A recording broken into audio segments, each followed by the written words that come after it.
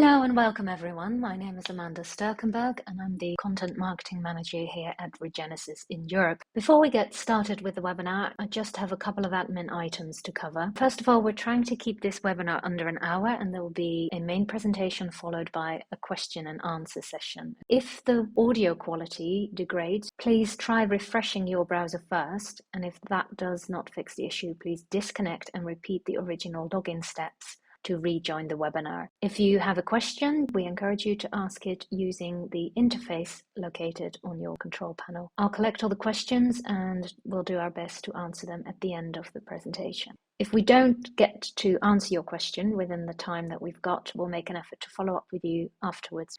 We're also recording this webinar and a link to the recording will be emailed to you once it is available. And in order to continue sponsored events like these, we'll be sending out a brief survey following the webinar to get your feedback. Now, today's presentation will discuss the complex challenges of PFAS contaminants in soil. And with that, I'd like to introduce you to our presenters for today.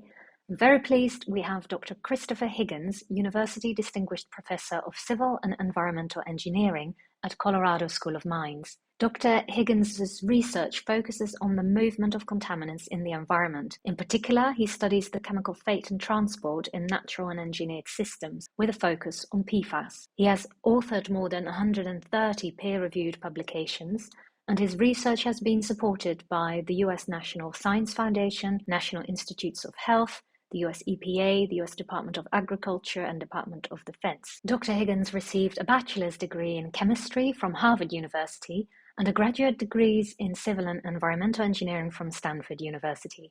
We're also pleased to have with us today Dr. Paul Erickson.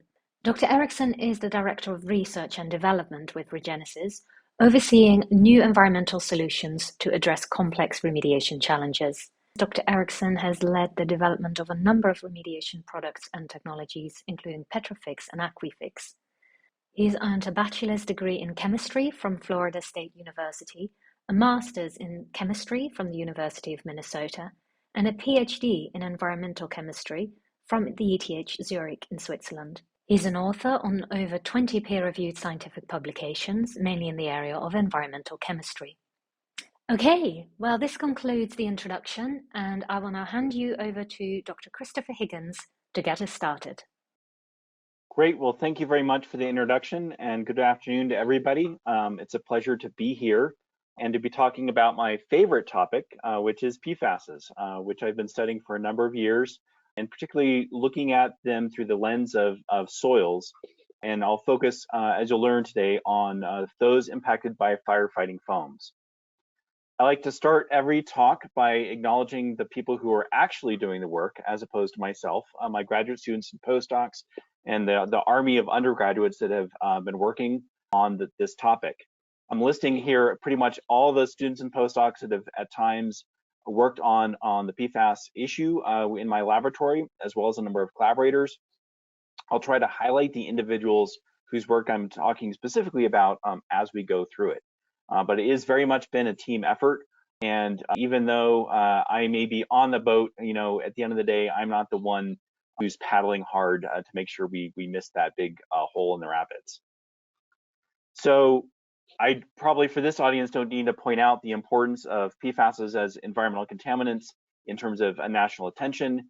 Over the years, there's been a lot of attention, but most recently, the announcement of the proposal for the National Primary Drinking Water Regulations for some specific PFASs of interest, PFOS and PFOA, proposed MCLs at 4 nanograms per liter, and the combination of 4 different other compounds proposed using a hazard index approach, kind of illustrated here. I adapted this from a bar engineering graphic, which I thought did a very good job of this. But the point is that there's a lot of interest in regulating these chemicals, and some states are already regulating these chemicals at very low levels. But I'm going to be talking about why even this list of compounds is really probably not sufficient when you're looking at soils, because there's a lot of these compounds out there. It is certainly a national issue. This was a figure from a paper published a couple of years ago using data from UCMR3, the Unregulated Contaminant Monitoring Regulation, from a number of years ago, looking at all public water systems serving a large number of people and looking to see how many of these compounds were present in different water supplies. At the time, reporting limits were basically saying about 4% of large water systems had detections of these perfluoroalkyl acids greater than 20 nanograms per liter. More recently, a paper came out from the US Geological Survey suggesting that both public and private wells, when you started looking at them, that maybe a slightly larger number, you could say significantly larger number of drinking water samples were impacted by PFASs. And there's likely this very clear urban versus rural differences in terms of what the sources are. But certainly in the former study, in the Hu et al. Paper, we saw some indications that the use of firefighting foam was at least a potential contributor to the presence of these compounds in different water supplies. And I'm going to come back to that later, because that's been an overarching theme of a lot of the research that I've been doing is PFAS is derived from firefighting foam use. However, it's not just a national issue here in the US, it's a global issue. So this was a paper that surprisingly has had 250,000 views, looking at the PFAS levels in rainwater around the globe and discussing that in the context of planetary boundaries of safe operating spaces, and basically making the argument that essentially all water on the planet has been contaminated to some extent, at least surface waters and rainwaters with these compounds. And what does that mean in terms of issues for us as humans living and drinking this water? I'm going to be super clear about terminology because it's really important for compounds I'm going to be talking about today. So poly and perfluoroalkyl substances is what we refer to PFASs, the class as PFASs. However, within that designation, there are perfluoroalkyl acids, PFAAs, which is the subclass, which most of us focus on. It includes PFOS and PFOA, two of the most widely studied compounds and widely known. On the left here is an example of a perfluoroalkyl acid. This particular structure is PFOA. And for those who don't know, the carbons are implied. Every intersection of those lines on the image on the left is a carbon atom, but all of these, what would normally be hydrogen atoms, are replaced with fluorines. On the right is a polyfluoroalkyl acid. This is a fluorotelomere acid, and the reason why it's polyfluorinated is that it's not fully fluorinated. It has hydrogens on these two carbons, where otherwise fluorines would be if it were perfluorinated. And that's really important, and a really important designation or differentiation between the poly and the per, in that the perfluoroalkyl acids are the ones we, for the most part, ultimately care about. But the polyfluorinated compounds can potentially transform to form the perfluoroalkyl acids in soils and in groundwater over time. So what I've been talking to you about so far is the definition of PFASs as proposed by Buck et al. In 2011. These are defined as compounds that meet what I was just describing, but being aliphatic substances. So they have a number of carbon-fluorine bonds in them, but they're aliphatic, typically linear structures. I will point out that OECD had proposed a definition of PFAS shown here on the left. And this is important in that it is a broader definition, and as detailed by Emma Szymanski, a colleague at University of Luxembourg in Europe, if you broaden that definition, OECD-based PFASs, you could have up to 6 million compounds, but the vast majority of those compounds would be things that contain a trifluoromethyl group. I mean, things like Prozac or Paxlovid, lots of pharmaceuticals, personal care products, and pesticides within that definition. So for today, I'm going to stick with the historical Buck et al. 2011 definition, inclusive of ethers, but I'm not really going to talk about the perfluoroethers today. But I think what you define as a PFAS is really important because regulatory implications could be quite significant. So that's just a quick disclaimer on this.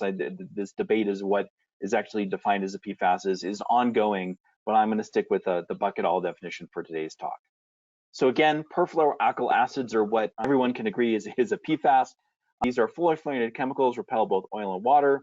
It's actually the precursors, the polyfluorinated compounds to these perfluoroalkyl acids, which were used in the vast majority of products, coatings for textiles, paper packaging products, firefighting foams, which I'll spend a lot of time talking about today, were actually a combination of both PFAA-based precursors as well as PFAAs for some firefighting foam formulations. It turns out that the PFAAs are extremely environmentally persistent. Some of them are bioaccumulative and toxic, which is why we're concerned about them. Widely detected in humans and wildlife all over the globe and in rainwater, as I've already discussed. And one of the things that's really interesting about this group of compounds and why they've garnered so much attention is that most of the time when we're talking about environmental contaminants, you can have contaminants that bioaccumulate but are not particularly mobile, or things that are mobile but are not particularly bioaccumulative. And PFAAs are a group that are relatively mobile and yet bioaccumulative, which is why they are causing so many problems in terms of trying to address them in terms of environmental context, adding to the fact that they've been detected and present all over the globe. So again, what are these compounds? I'm showing another structure. I am an organic chemist. I do like structures, and I apologize for those who are not. We showed PFOA before. This is the other poster child, perfluorooctane sulfonate, or PFOS. 8 carbon, 17 carbon fluorine bonds, and a sulfonate head group. That tail imparts the oil and water repellency. It also makes it a great air-water interface surfactant. So these things love to stick at air-water interfaces, which we'll come back to in a moment. The good news from making these chemicals is that they're very useful for various purposes because the carbon-fluorine bond is one of the strongest bonds known. The bad news is if it's one of the strongest bonds known, that means they're extremely persistent in the environment. So if they've been sprayed out there into the environment as part of these firefighting foams, they're going to stick around there for a very, very, very long time. Hence, they've been often referred to in the popular media as forever chemicals. And that what they're referring to are specifically these PFAAs. So when I think about PFASs and their environmental challenges and the complexity of the challenges, I think about this in multi-dimensional space. And the first dimension I think is really important to think about is the chemical composition. And here I've tried to rank where I think PFASs sit relative to other organic contaminant classes. I won't go into all of those today. The one group that I think probably has more chemical complexity than PFASs is the pharmaceuticals and personal care products, simply because those are mainly grouped by their function as opposed to any particular structural feature. But PFASs do exhibit a very large diversity of structures, as I'll talk about here in a moment. So it's not just about PFOS and PFOA. This is again is a figure from a paper that has gotten a lot of traction over the years, showing the at the time family tree for PFASs, and I've highlighted here the PFAA precursors that I think are really important to the story I'm going to tell today. But it's not just about PFOS and PFOA. And if you're really interested in how this process of identifying what these chemicals are and how we use high resolution mass spectrometry to identify the various precursors and the unknown compounds, there's a great paper that was put out a number of years ago kind of discussing some of the work that we've done, as well as some of the great work done by the US EPA to identify some of these compounds, both in firefighting foam and in other locations, again, mainly using high resolution mass spectrometry. What I am going to spend most of my time talking about today is PFASs that originate from the use of aqueous film forming foam, or AFFF. And I will say that very quickly, but AFFF is something that I've been studying for a number of years and is essentially, I think, a major source of PFASs for groundwater impacted throughout the US and potentially throughout the world. It's important to keep in mind that only 3% of fluorochemical production is estimated to be used for AFFF. So there's a lot of other uses of PFASs and other types of products, but this is a form of the chemistry that was actually sprayed out directly into the environment during training exercises, and in some cases in actual accidental releases or accidents where the fuel fire occurred and people were trying to put out that fire. Most of that AFFF is thought to have been used by the military. I've seen 75-25, I've also seen 50-50. The point being that the military sources are important, but not the only sources of PFASs or users of PFAS-based AFFF and releases to the environment. These different formulations of AFFF are complex. Proprietary mixtures, many sites where this was released, they didn't use one formulation, they used multiple formulations over many years, and again, often directly released to the environment, sometimes directly sprayed onto soils, sometimes it was a volleyball court because it drained really well, but the point being these chemicals were directly added to soils as part of these training exercises, in some cases actual accidents. The thing to keep in mind is that these HBluF formulations, while again only 3% of fluorochemical production, the PFASs present in these were present at gram per liter levels, which is really, really important. What that means is that if you have a bucket of HBluF and there's a number of buckets of HBluF, this is one way they were sold in 5-gallon buckets, but also larger totes. If you had 3M Lightwater based HBluF, that has enough PFOS in it, historical formulation, to contaminate the annual water supply for a town of 470,000 people, down to that 4 nanogram per liter. So that's one 5-gallon bucket has enough PFOS in it for that amount, which is not much. It doesn't take much to contaminate a water supply. People often think about, how many grains of salt in an Olympic-sized swimming pool is 70 nanograms per liter or 4 nanograms per liter. I like to flip that around a little bit and talk about Olympic-sized swimming pools filled with HBluF. So if you had one US Olympic-sized swimming pool filled with 3M Lightwater, that would have enough PFOS in it to contaminate 125 years worth of the entire US drinking water supply for the US population. And again, many Olympic-sized swimming pools of HBluF were made over the years. And when you couple that with potential places where these might have been released, this is actually an incomplete picture of potential HBluF release sites. Other organizations like EWG and others have put together site maps of places where it wasn't just HBluF, but also landfills and wastewater. But this is just looking at HBluF potential release sites. There's a number of places that could have very significantly impacted groundwater as a result of this HBluF release. So when I think about challenges of PFASs, one question I often get is how many compounds should we be looking at, should we be worrying about? Is my analytical suite of 40 compounds enough? Should I be looking at more? Well, the good news is former postdoc from my group, Carrie McDonough, who's now at Carnegie Mellon, put this figure together, which I think does a nice job of summarizing all the different analytical tools that help answer this question. And most of the time, we're focusing on those compounds that we can measure using targeted LC tandem mass spec. Those are most commercial labs will focus in on this dot here. We don't know how big that dot is relative to everything else. There's a lot of research trying to understand that. But when we do this work in my lab, we tend to focus on things that are amenable to LC mass spec and things that we can analyze using high resolution mass spec. We also do a little bit of things related to the top assay, something I won't talk about today, but I'm happy to take any questions about that later. But the point is, we're trying to go beyond the targeted list of compounds. And any one list, we're trying to look for as many compounds as possible that are at least amenable to liquid chromatography mass spectrometry. So what does that look like? So this is an example of some of the structures that we observe when we look at either in firefighting foam or at HBluF impacted sites.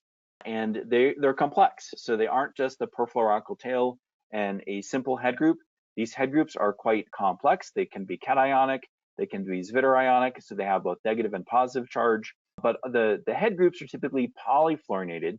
That's where we get the diversity of most structures, is because of that polyfluorinated head group.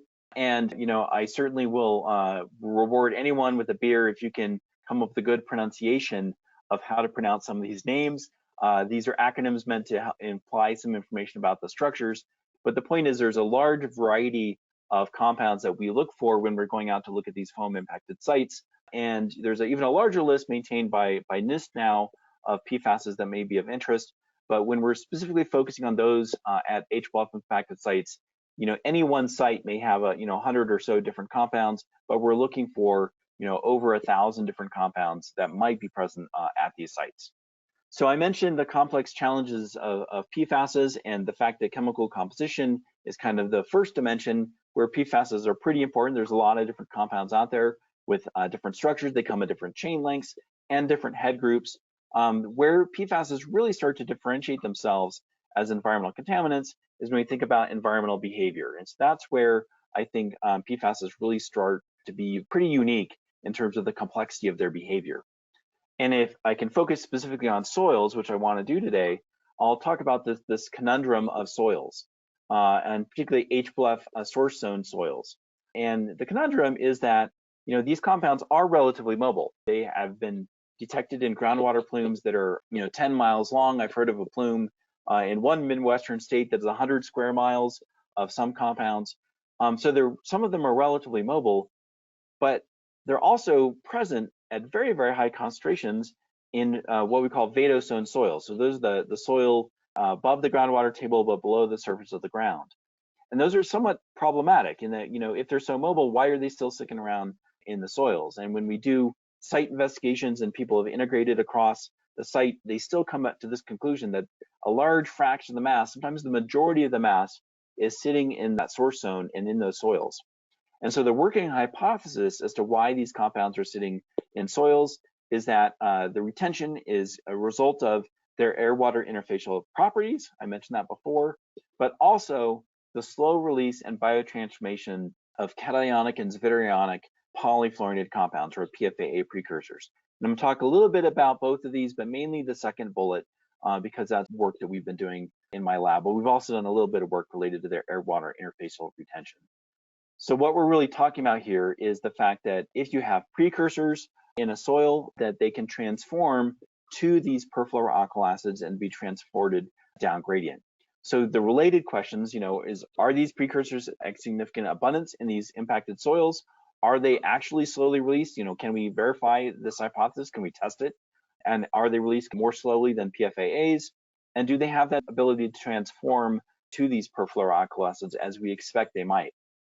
So this is the structure of one particular sulfonametal ethanol, a precursor present in some products, actually not so much. There's a little bit in some HBluff, but not so much in HBluff, but certainly in consumer products. But the idea is that can this compound slowly transform over time to form PFOS, or other sorts of compounds with like C6 base structures transform to things like PFHXA or PFHXS. So to answer some of these questions, a number of years ago, another former postdoc of mine, Andrew Meisel, who's now at NIST, started a study funded by the CERDIP program, the DoD program, to evaluate the releases of PFASs, particularly precursors, from HBluff impacted soils. And so what he did is we took field collected soils, we ran artificial groundwater through those soils and analyzed all the water that came off over a number of pore volumes for everything that we could via LC-QTOF-MS. So we did targeted analysis for the normal perfluoroalkyl acids, but also looked for all these other compounds that I've been talking about and tried to identify if they were present and also if they were coming off. Now, the key thing, though, is that we needed to have some sense of what was present in the soils to begin with. And so another person in my group, Dr. Anastasia Nickerson, a former graduate student, actually went about validating a method to analyze all the diversity of compounds that we knew were present in HBluff in HBluff impacted soils. And so the soils were extracted using a slightly more complex extraction procedure than is proposed with the EPA method 1633. It's both basic and acidic extraction. We combine the extracts, eventually analyzing by LC-QTOF-MS. An important thing I want to point out is that what Anastasia determined is that we need to look for both compounds in ESI negative mode, which is looking for the negatively charged compounds, but also ESI positive mode, which looks for the positively charged compounds if you're trying to get the full picture of compounds that are in these HBluff impacted soils. The other thing we did is we took an approach, and actually Dr. Meisel helped with this quite extensively, to semi-quantify a lot of these compounds, because we don't have authentic standards for a lot of these cationic and zwitterionic compounds that we're observing by high-resolution mass spectrometry in our soils.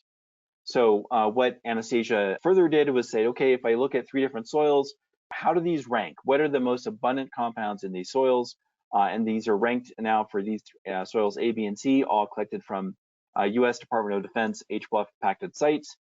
Left to right, high to low concentration. I note that some of these are semi-quantified in terms of the compounds.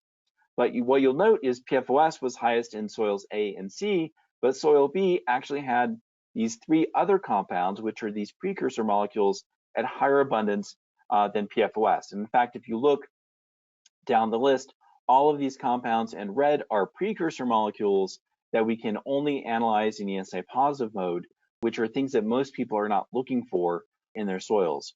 And I will note the scale on the right, it basically just shows that we can get better extraction of these compounds if we do this more comprehensive extraction procedure. But the point is, we need to make sure that we analyze for both the ESI positive and ESI negative compounds when we're looking at these soils to see what is actually coming off.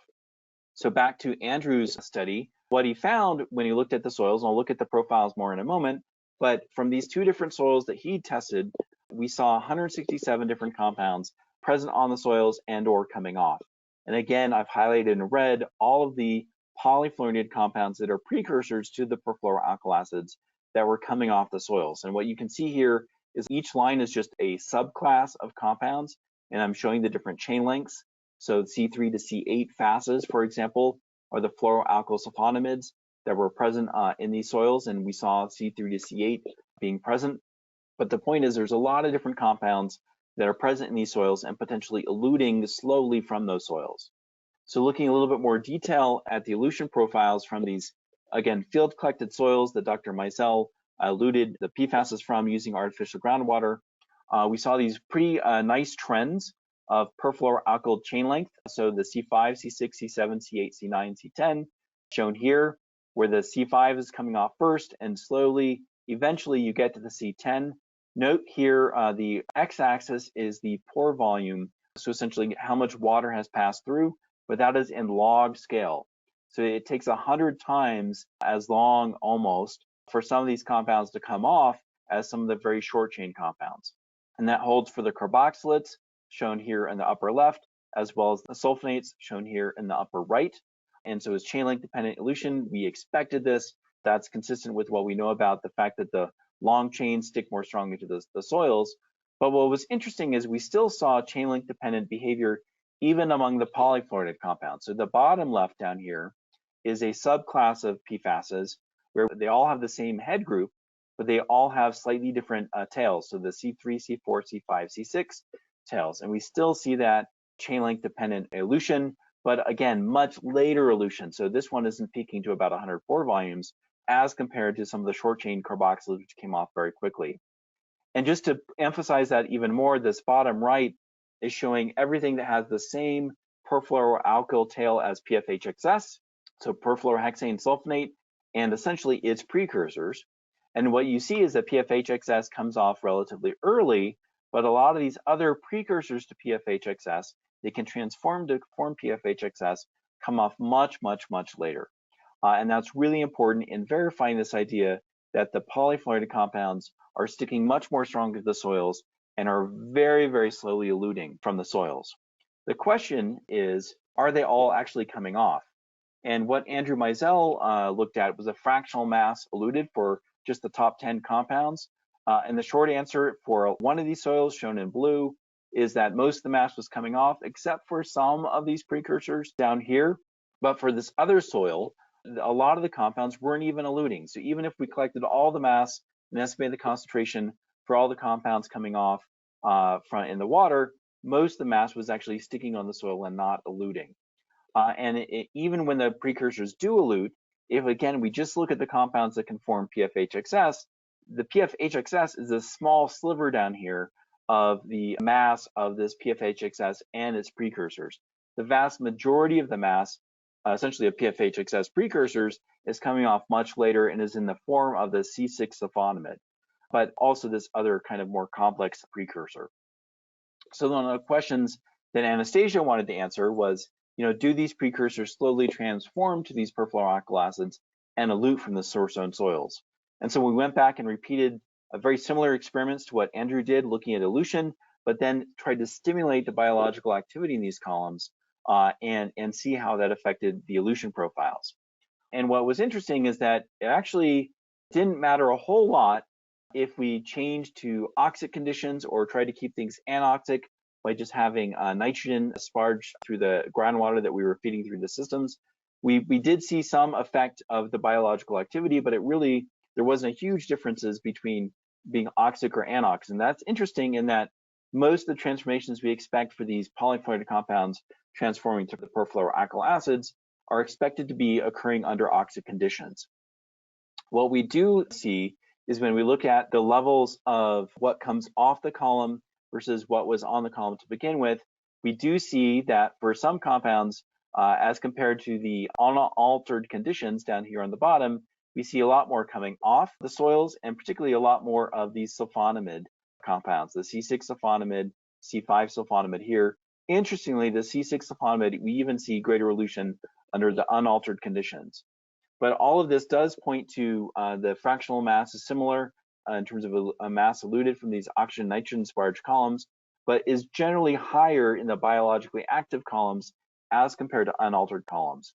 And so this again suggests that the biology is contributing to the elution and potential formation of some of these compounds from the precursors in these H12 impacted soils. I did want to mention that it's not just about precursors and slow elution and biotransformation. Here's a nice summary of a study that John Stoltz, a former PhD student now working at CDM Smith, did, where we looked at unsaturated transport of PFASs. And what we're seeing here on the top is the tracer data for a saturated column, an unsaturated column, and an unsaturated column where we had low flow. So this is where all of the pore spaces, the unsaturated columns, all the pore spaces are not filled with water. There's some air in there. And for the tracer, you see these nice breakthroughs, very normal kind of behavior for the tracers. But when we looked at the PFASs in these columns, in the saturated, we see a little bit of retention. But when you go to unsaturated conditions, we see a lot more retention of these PFASs because of the sticking to that air-water interface. And what's really interesting is the fact that when we ran unsaturated conditions under low flow conditions, so in other words, a lot slower pore water velocity, we saw even greater retardation. And that suggests to us that there's likely some kinetic effects even with air-water interfacial retention of these compounds. Now, obviously, a lot more study needs to happen on that, but it just gets to the complexity of trying to understand the transport of these compounds in the subsurface.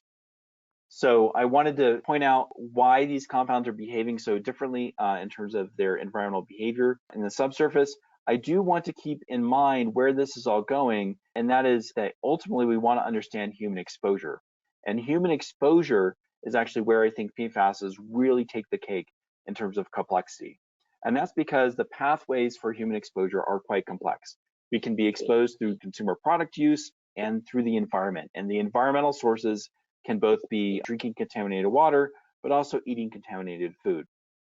And what I wanted to try and focus on is at least a little bit the complexity of the types of compounds that are eventually getting into our drinking water sources. There's lots of other folks studying some of the other things. We've done studies on some of the other sources of exposure, but I want to focus for the moment on drinking water exposure and why all of that complex chemistry matters even for drinking water exposures. So the question I often get, which compounds are in people's drinking water, which compounds bioaccumulate, which compounds might be problematic and cause a hazard. And the working hypotheses are I've kind of listed here. I think that for most H12 impacted water supplies, it's mainly going to be the perfluoroalkyl acids and some of the shorter chain anionic polyfluoridated compounds, which we'll show in a moment. I think that's generally supported. We think the polyfluoridated compounds are much less bioaccumulative than perfluoroalkyl acids. The third one is also not really an exposure question, but does impact treatment goals. And so I'm going to try and hit on a little bit of this before we end, just because I think that when you're talking about soils, I want to make sure you understand why we are concerned about all these polyfluorinated compounds. At the end of the day, we're asking this question, do all of these polyfluorinated substances matter, particularly when we're talking about drinking water exposure? Are we looking at just the tip of the iceberg, or if we analyze for PFOS and PFOA, is that the vast majority of the compounds that we're exposed to? The short answer is it's not. There's a lot of compounds that might be present in H12 impacted drinking water supplies. What I'm highlighting first here is a figure from a paper that Xin Zhao, a visiting scholar who visited my group a number of years ago, published, looking at a very highly impacted, keep in mind, microgram per liter levels of PFOS and PFOA in this particular drinking water supply. And we saw not just PFOS and PFOA though, but a lot of these other compounds, including these sulfonamide compounds. And this was a point in time when we weren't really semi-quantifying anything. We just saw that these compounds were present. Carrie McDonough, again, former postdoc I talked about before, now at Carnegie Mellon, followed this up with a study of the drinking water supply here in Colorado. And we looked at different wells in the Security Fountain Whitefield aquifer, essentially arranged from north to south, going from left to right here, and looking at the sulfonates, with the sum of all the sulfonates we observed, and the carboxylates in those water supplies. And then, actually, I'm sorry, these are from south to north, opposite as the label here, Security being kind of the north and Fountain being the south. But then also looking at these sulfonamides here, and these are again these same compounds I'm talking about here, and were present in these HBOF impacted soils. And when we estimate concentrations for these, because we don't have authentic standards for all of them, we think that their concentrations are quite significant. So again, several hundred nanograms per liter for some of these compounds being present in the water supplies.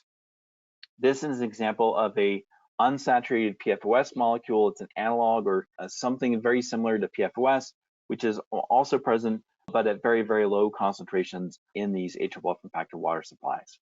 So, what does that matter if they're present in the drinking water? Well, it matters in that we might be exposed to them. They might be accumulating in our bodies.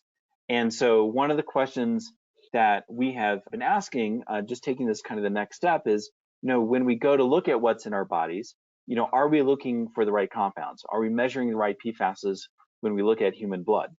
And I want to point out that most biomonitoring studies focus on human serum. So they take the whole blood, they separate the red blood cells and focus on serum. And serum is much more challenging to collect because you have to have phlebotomists collect the sample and then separate out the clotted red blood cells, but tends to be slightly more sensitive because most perfluoroalkyl acids bind to the serum albumin, and so you get an enrichment in serum as compared to whole blood. Well, during the pandemic, we were challenged by going out and collecting samples of blood from people because, there wasn't a lot of allowed human contact. And so a collaborator of ours at Eurofins said, well, we've got this idea of doing these volumetric absorptive microsamplers, or VAMs, where you can collect a whole blood and it can be just based on a finger prick. And so we said, okay, that'd be great. Can we use that for monitoring PFAS in human blood and getting a better picture of what people are exposed to? And so the objective was not just to evaluate whether we can use VAMs as a reliable means to measure PFAS exposure, but also, are we missing anything when we only look at serum as compared to whole blood? And again, this will tie back why we care about all these other compounds in soils and in groundwater in a moment. So for this particular study, this was a part of the PFAS United Michigan cohort led by Courtney Kerrigan. This paper came out earlier this year in ES&T. This particular site was not an HBOF impacted site, or I should say, we don't think that was the vast majority of the contamination. It was more related to a paper coating facility. The town is Parchment, so hopefully that makes sense. We had 130 people enrolled in the study, 100 people provided venous blood, and by the time we got the VAMs ready to go, we had 53 people that could collect both venous blood samples, essentially by phlebotomist, as well as VAMs. So we analyzed and compared serum and VAMs at Eurofins. We're reporting down to 0.1 nanograms per liter, which is pretty low for this type of measurement.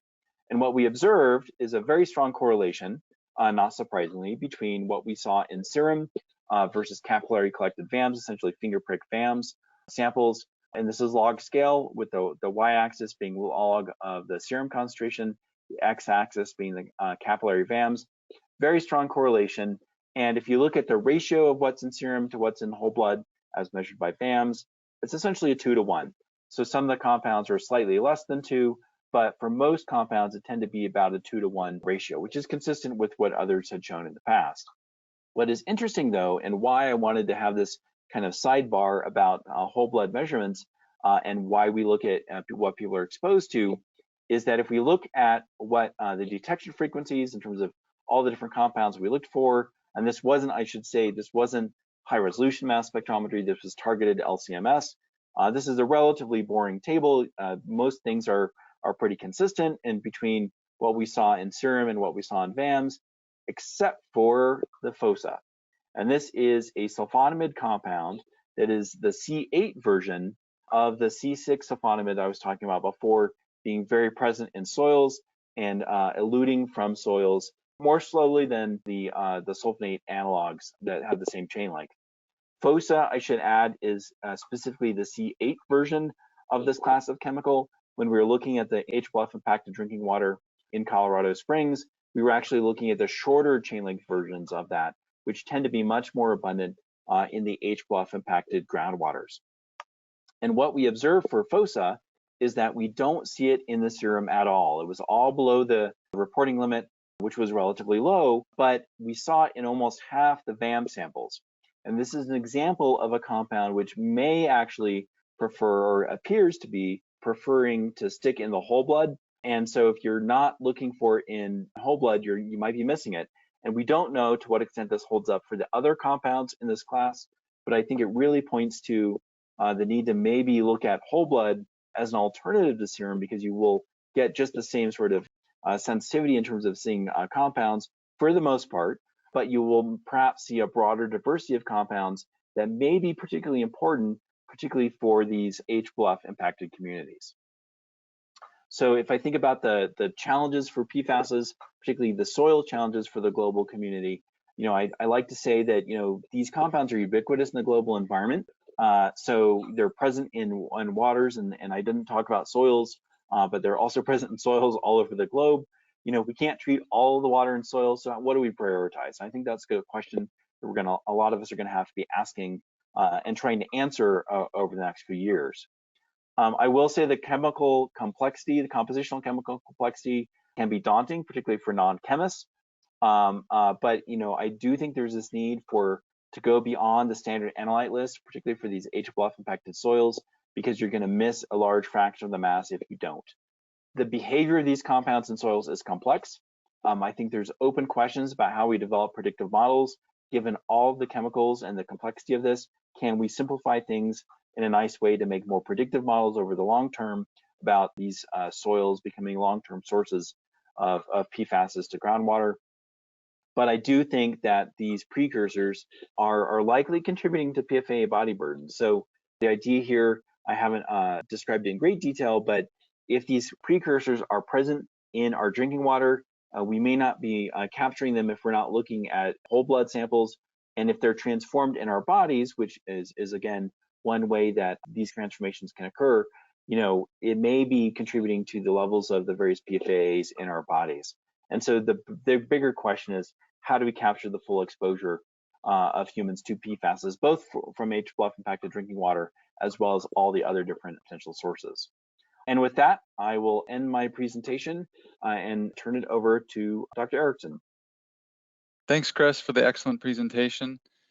And yeah, to wrap things up, what I'd like to do is just a follow on where I'll highlight some of the work that we're doing at Regenesis, and also, work that others are doing revolving around the remediation of particularly AFFF impacted soils that we're finding on sites at various locations. And so, what I'll do is just touch for a moment on some of the remediation activities that we have at Regenesis, and then I'll do what I call roll the highlight reel of some of the research that has been looking specifically at some of the technologies that we have at Regenesis, and then just more broadly, what's being done within particularly the DoD to investigate, what are the appropriate measures that we should be taking to manage these impacted soils and aquifers that we're finding. And so one of the main impacts from AFFF and how it's gotten into the environment is application through the use of either training or incident response, where AFFFs were used either at airports, DoD facilities, and et cetera, and the impacts that they lead to. So, we heard about the compounds, both the perfluoroalkyl acids as well as the precursors that are present in soils, and that sets up over time these situations where we've got contamination impacting our aquifers, and ideally we can come up with ways to address both of them. And so at Regenesis, a couple of the different technology classes that we have, I'm showing here, they are adsorptive technologies in the form of a SourceStop. This is a technology that we can use to immobilize these PFAS that are present on soils.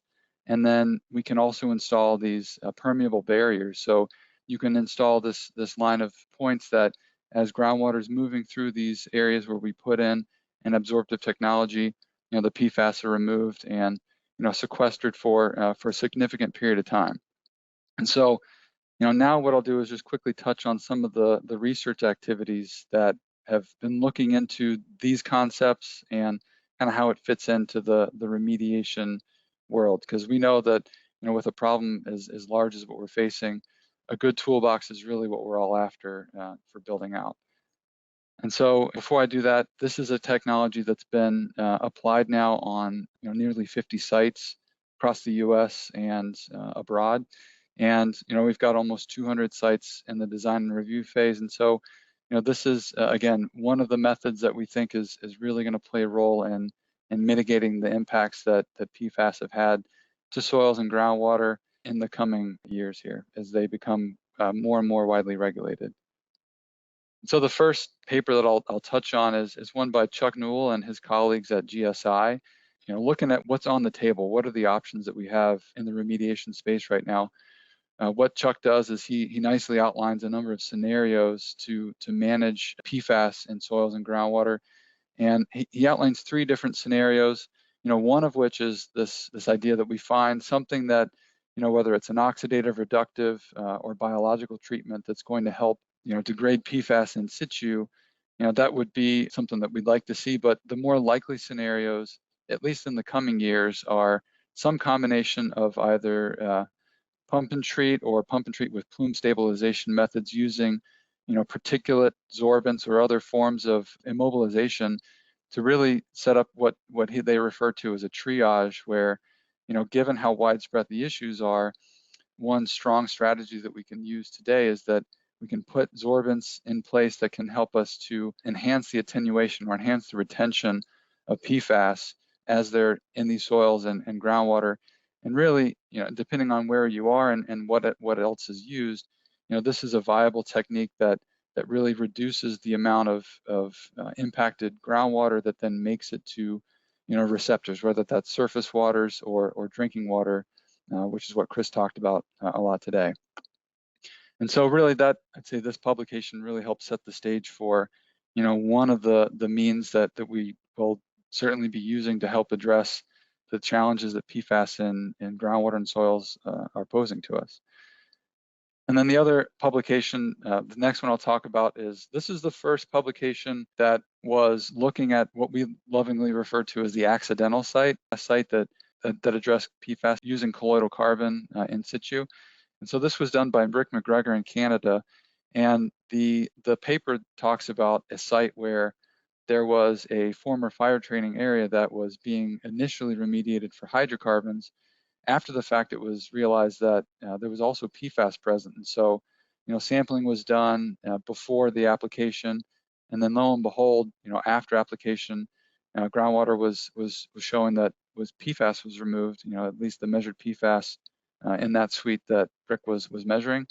And so this really set off the interest in this technology for us, at least, and some of the papers that came along, talking about the efficacy of this approach, and which kind of brings me to this next paper, which was a modeling look at the application of this particular site and a modeling look at the longevity, the expected longevity of using colloidal carbon and other sorptive ideas to address PFAS in situ. And so, this was a good team that looked at, a modeling approach. They looked at different, if you take the isotherms of the carbon, now the various components that are present in the groundwater along with your PFAS, what's the expected longevity of a treatment of this nature? And so the conclusions are, and I've got the the QR codes here for anyone that wants to follow up on these publications to check out. Projected longevity on the order of decades. Moving forward, there's been now a number of sites that we've done applications and that laid enough work there that they could take another look at the longevity and projected longevity of applications, particularly on airports in this case, so AFFF impacted sites. And this publication reviews 17 different sites where plume stop was used, and they again looked at modeling of the different scenarios. And so the building on the longevity that we talked about, the publication gets into different doses of carbon in place and what the expected longevity would be under different scenarios, as you can see here. So really there's a building case that this is a viable strategy, and it's also one that's garnered attention from the DoD. And so those of you that are familiar with CERTUP and ESTCP, this is a big funding mechanism for the DoD to look at problems that they need addressing. And this table alone is the timeline of projects that they've had in the works, looking at PFAS and how do they manage the situation that they have on their sites. And the ones that I highlight here represent a number of sites, a dozen or more funded projects that are looking at, various sorbents, colloidal carbon and other techniques in situ at this very idea that, this can be managed in part, at least from a in situ stabilization standpoint. And so there's, again, growing and increasing interest in this technique. And I'll also point out that there's a NESD project that is in its second year now of monitoring that also is looking at colloidal carbon. So again, just coming on the heels of Chris, wanted to highlight some of the research work that's being done around the approaches that we're using at Regenesis to address PFAS in situ. And with that, I will close and kind of hand it back off for questions. Thank you, Paul. That's great. So this concludes now the formal section of our presentation. So at this point, we'd like to move into answering some of the questions that have come in. If you still have a question or something springs up whilst we go through and answering them, please feel free to keep posting them and we'll try and fit them in. Right, so here are some of the questions. We have a question for Dr. Christopher Higgins, and that is, have you or others looked into the geochemical conditions that impact transformation of precursors? And if so, can you speak to the influence of these conditions on PFAS and precursor mobility in soils? So the short answer is we've looked into it a little bit, but a lot more work needs to be done. As I alluded to in the presentation, we looked at the question of whether simulated biosparging, essentially oxic conditions, significantly altered the composition and release. And the short answer is it didn't actually affect it as much as we thought, but we did see the influence of biological activity seem to make a big difference. There's a whole host. I'm glad that Dr. Erickson showed the list of all the projects. There's a recently group of projects that were just funded from the Startup in ESTCP program that are more specifically focused on what are the different conditions that are conducive to transformation. I will say there's some really neat work out of Lisa Alvarez-Cohen's group, and Chris Oliveras was involved in this, who now is also faculty, where essentially it wasn't just the, whether it was oxic or not, but what were the other carbon sources. So for example, for some polyfluorinated compounds, the other, if you had methane present or ethane or propane, the yields on what sorts of transformations were occurring, so essentially what levels of perfluoroalkyl acids were being generated from a set precursor, were very different depending on what other sources of carbon were present. So, I think there's a lot of work that still needs to be done to understand the biogeochemical conditions that will lead to certain compounds being transformed and at what rates in the subsurface. Okay, great, thank you. Right, another question here. This might be one for you, Paul. The question is, when will the data and final reports for some of these ESTCP SERDP projects be available?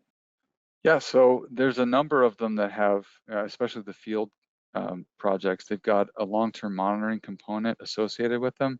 I know that for some of the, the symposiums, there are data that get presented early on, but the final reports, at least for some of them, should land this year, but then for others, it's looking like 2026 and potentially beyond, depending on the monitoring allotments that some of these projects are given. Given that there's this desire to understand how long these sorts of treatments will last, there will be, in some cases, a bit of an extended monitoring period to really round out these projects.